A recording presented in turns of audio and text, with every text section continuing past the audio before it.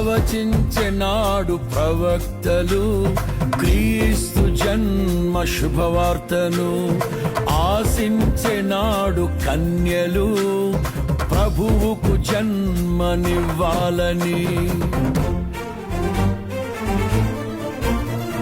ప్రవచించెనాడు ప్రవక్తలు క్రీస్తు జన్మ శుభవార్తను.